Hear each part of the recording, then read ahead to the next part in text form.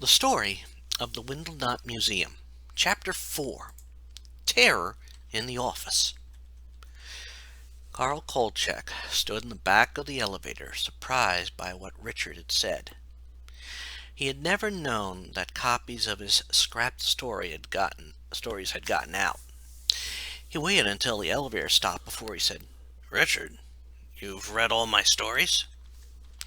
He then heard Michael say as the door opened, "Let me guess, both you and Yvette are into the weird stuff like UFOs and ghosts?" Just from hearing Michael speak, Carl could tell that the boy didn't totally believe all that was happening.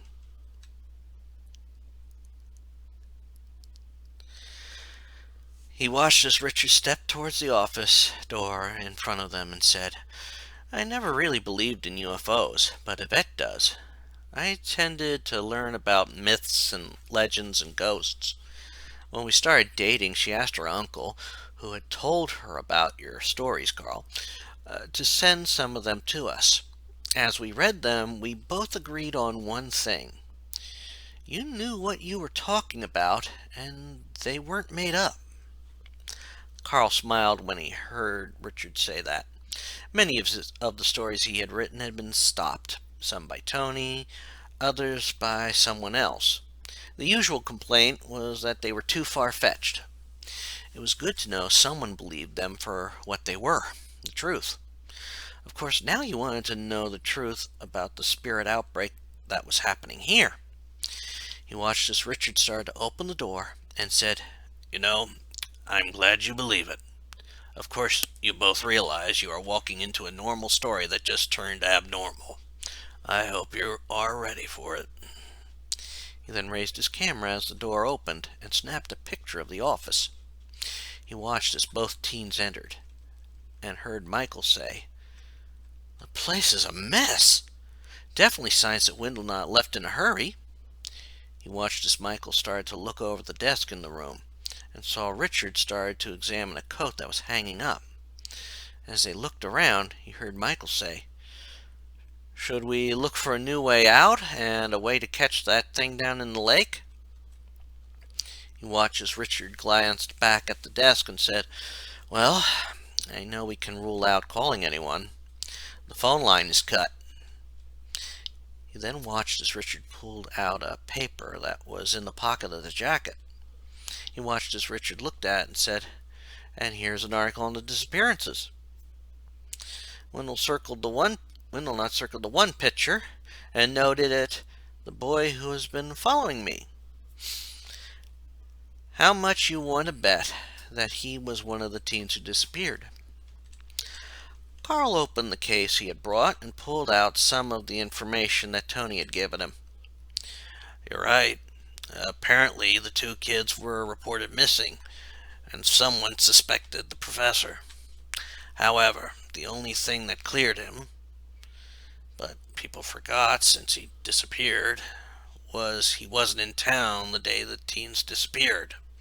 Of course, everyone forgets that fact, and since no one could get into the museum, they had no proof that the kids were dead. However, after what we found, they can't accuse Professor Windlenot." He then looked at the nearby bulletin board. On it was some odd information, which included a listing of a possible location of Atlantis. He then said, "Do you think any of this info is important?" He was startled when Michael said, "Who knows? But I found something with what looks like a dog's head on a triangular base in this drawer. I also found a scrapbook which lists some of his findings. And I don't think you guys are going to like this." Carl saw Richard move over to the desk as he said, "What is it?" He also noticed that Richard's hand was resting on a tape recorder. He watched as Michael said, "Apparently Professor Windlenot had acquired the Exupi pots for the museum, and there's apparently 13 pots." He heard Richard gasp, and then noticed that Richard had bumped the play button on the tape recorder. They all glanced at it, and he noticed that Richard had stepped back. As they listened, they heard Professor Windlenot mention about the missing teens, and that stuff was misplaced in the museum. They then heard him mention about the puzzles, and finally heard him as he was apparently attacked by one of the Exupi. When it ended, he heard Michael say, "So we are dealing with 13 of these creatures. That doesn't sound good." It was then he heard Richard say, "Not 13. If Windlenot and the 2 teens all died at the Exupi's claws, and each spirit is in a pot, then that means that 3 Exupi are gone. There are 10 left, and 1 is water." He also noticed that Richard had backed up until he was right in front of the fireplace in the room. He then heard Richard say, "We should keep note of everything we find. I have a feeling that no matter how unlikely it seems, it's a key to a puzzle or the mystery of this place." Then saw Richard pause and heard him say, "Is it just me? Or does anyone else hear the sounds, what sounds like bellows?" He then saw Richard turn towards the fireplace. At that moment, he heard Michael shout, "Richard, get away from the fireplace!" He noticed that Michael had started moving towards Richard, but he also saw a black horn shape with glowing eyes rise out of the ashes. He pulled out his camera and took a picture and hoped Richard would move back in time. He was shocked when the creature slashed at Richard and he fell backwards into Michael's arms. As the lad fell backwards, he saw the creature go back into the ashes. Carl then realized that they now knew something more about the Exupi. However, he wasn't sure what it was.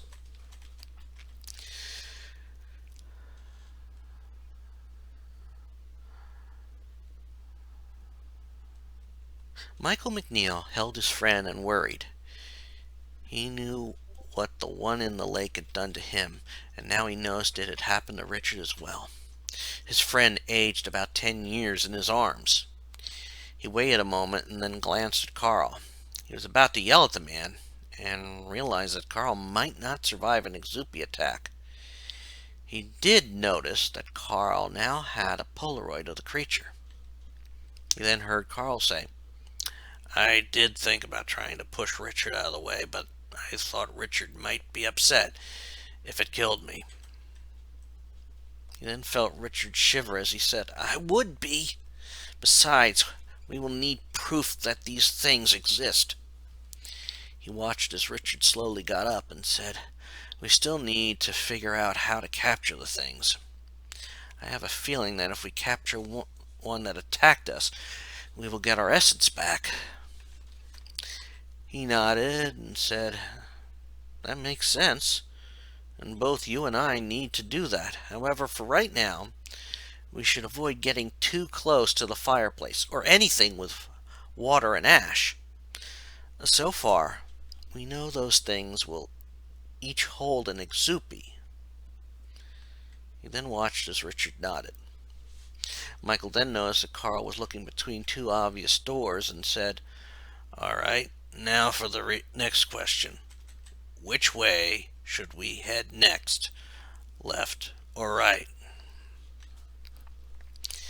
He glanced between the 2 doors, and then went to the door on the right side of the fireplace and opened it. When he did so, he stepped in and said, "Looks like this is a workshop of sorts. There are tools of all sorts in here, and even a diagram of a proposed basilisk skull." He then looked at the other 2 who were entering and said, "What the hell is a basilisk?" He watched as Richard walked over to the diagram and said, "If I remember my mythology right, it's some creature that has a gaze that kills anything. I don't remember all the specifics, but if such a creature did exist, I hope it died out."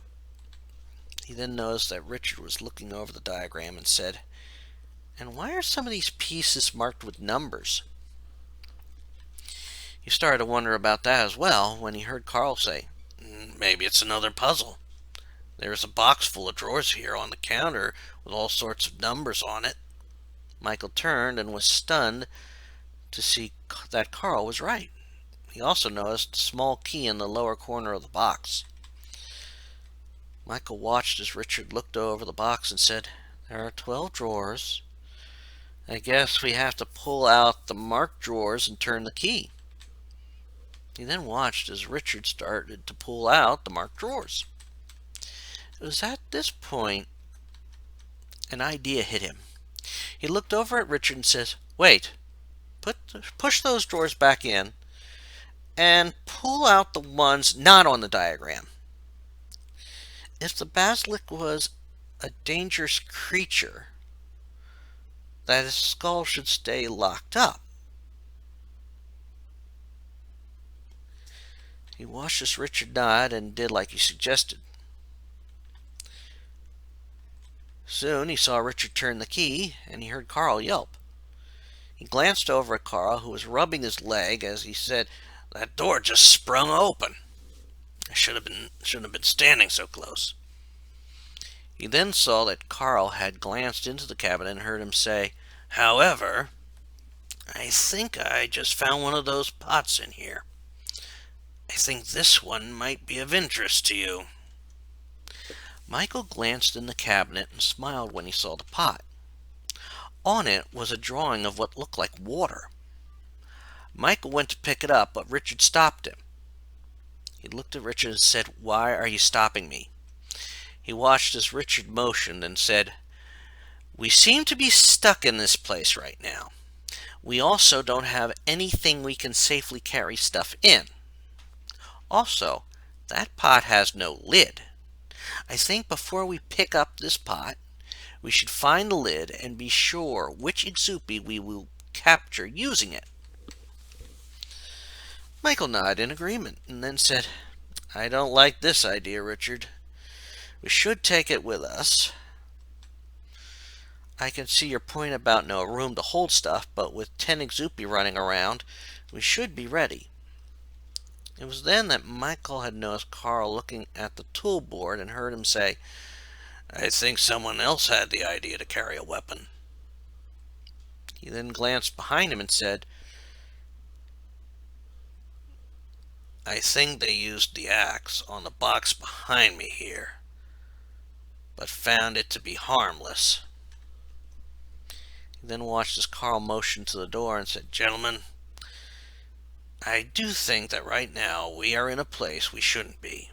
A room with only one way out. I suggest that we get out of the room." Michael nodded in agreement, and they all headed back to the office. As they left the room, he closed the door and said, "I guess we should head out the door. It probably leads to the museum." He then noticed that Richard was looking at the rug hanging on the wall near the door.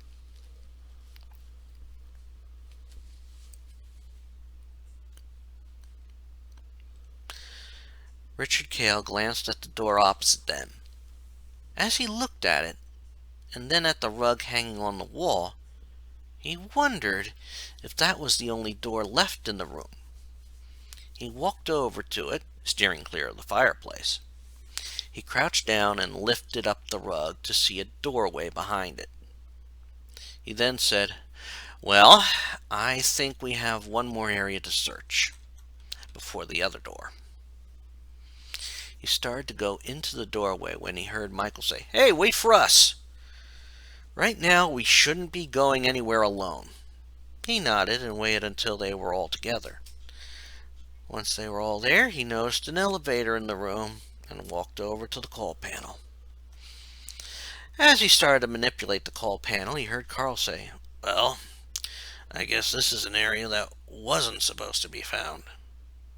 You think we found something we shouldn't have?" As he continued working the puzzle, he heard Michael say, "I don't know. Maybe we found something for privacy, like a private room or something. I don't know everything about the place." And he knew that was true. Unlike most of the people in town who knew more about the Windlenot Museum's history, Michael and his family had moved into the area. When he finished manipulating the call panel, he saw the elevator open. He entered the elevator and said, "If anything, it probably leads to a private bedroom." The town first loved the idea of the museum, but when it took too long to build, they started giving Windlenot problems. So the only place Windlenot could stay once it was built was here. As they followed him in, he heard Carl say, "So it could mean that there is background information about the professor up there." He nodded in agreement and started the elevator. No one spoke as it rose up, and Richard found himself focusing on the music that was playing. It helped him relax after all that had happened. When it finally stopped, he watched as the door opened and said, "Top floor, ancient mysteries, family backgrounds, and hopefully no supernatural terrors. Everyone off." He watched as the others stepped off and opened the nearby door. As he left, he saw Carl start to enter the room and heard Michael say, "Very funny, Richard. I don't think the humor helped." Richard looked at Michael and says, "If we didn't joke about this, we'd all go nuts." "You might not appreciate the joke right now, but later you will." He then entered the room and noticed that Carl was over at the desk in the room. He looked over at Carl and said, "Find something interesting?" He watched as Carl nodded and said, "Yes, I did. I think I found his journal. He talked about a few things in here, including his son. I think he even wanted to send this journal to his son, Jeffrey. It has a lot of information in here, but I don't think it explains any of the things in the museum." He walked over and looked at, and then noticed that Michael was looking at a small clock on the desk. As he walked over, he heard Michael say,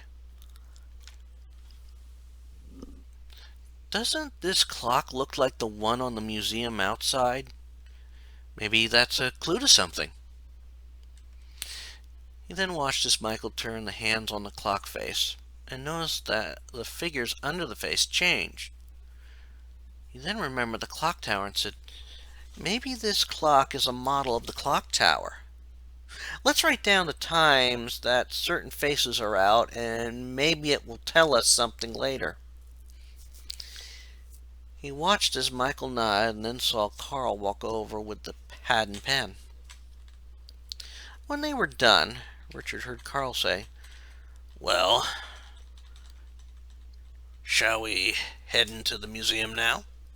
Maybe there are more clues in the museum, as well as ways to find and capture the Exupi."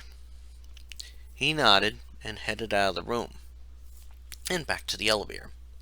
Soon he was joined by the others, and they returned to Windlenot's office. Soon they were right at the door to the museum. They still stayed clear of the fireplace, and Richard looked at Carl and Michael. He just smiled and said, "Well, we are about to venture someplace very few people have seen. Let's find out what Professor Windlenot had in his museum." He then opened the door, and they stepped into the main museum.